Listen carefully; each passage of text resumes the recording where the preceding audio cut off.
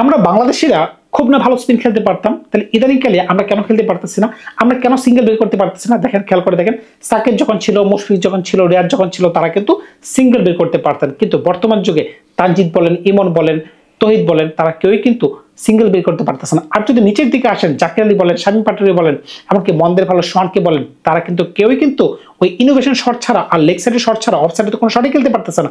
এক জাকির আলী, তিনি কিন্তু ফুল এক্সপোজড হয়ে গেছেন। কারণ কি, তিনি কিন্তু একটা বছর আগে কিন্তু যে ধরনের ডমিনেট টি-20 বা ওডিআই ফরম্যাট খেলতে পারতেন, এখন কিন্তু তিনি ফুল এক্সপোজড হয়ে গেছেন। কারণ কি, তিনি লেগ সাইড ছাড়া কোনো শট খেলতে পারতেছেন না।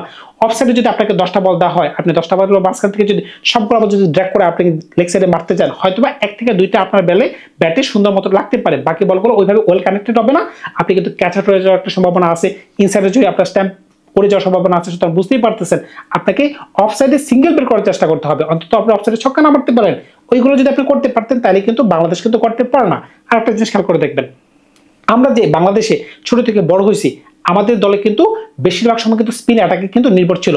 ইদানিংকালে হয়তোবা 2-4 বছরের মাঝখানে বাংলাদেশের পেস ইউনিটটা অত্যন্ত দুর্বল থেকে শক্তিশালী হয়ে গেছে। তানজিদ যুক্ত হয়ে গেছে, শরীফুল যুক্ত হয়ে গেছে, তাসকিন, মোস্তাফিজুর রহমান, নাহিদ রানা। সুতরাং বুঝতেই পারতেছেন, 4-5 বছর আগেও কিন্তু স্পিনের উপর নির্ভর করে কিন্তু আমরা কিন্তু দল কিন্তু চালাতাম। তাহলে কেন আমরা স্পিন বল খেলতে পারতেছি না? এই যে টি-20 বিশ্বকাপ গেল, এই যে চ্যাম্পিয়ন্স ট্রফি গেল, এই যে এশিয়া কাপ গেল, আমরা কি কোনো জায়গায় ভালো স্পিন বল খেলতে পারছি না? আমরা কেন খেলতে পারতেছি না? আমরা হাসান আঙ্গার বল চোখে সুসফল দেখি, আমরা রাশিদ খানের বল চোখে সুসফল দেখি।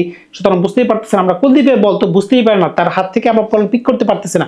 ভাই, আপনি ন্যাশনাল টিমে খেলতেছেন, আপনি বাংলাদেশে লিড করতেছেন, মানে আপনি বাংলাদেশের ওপেনার বা মিডল অর্ডার ব্যাটসম্যান, আপনি স্বনামধন্য ব্যাটসম্যান, কিন্তু বল যে কিভাবে হাত থেকে পিক করতে হয় সেটাই তো আপনার কাজ, সেটা তো আর আমাদের কাজ না, তাই না? পাড়া মহল্লার ক্রিকেটারও তো হাত থেকে বল পিক করার চেষ্টা করবে না। আপনি প্রফেশনালি হচ্ছে ক্রিকেট খেলা, তার মানে কি আপনি মন থেকে সকাল থেকে সন্ধ্যা পর্যন্ত আপনার একটাই চিন্তা থাকবে যে আপনি বল কিভাবে পিক করবেন, আপনি কিভাবে খেলার মানদণ্ড বাড়াবেন।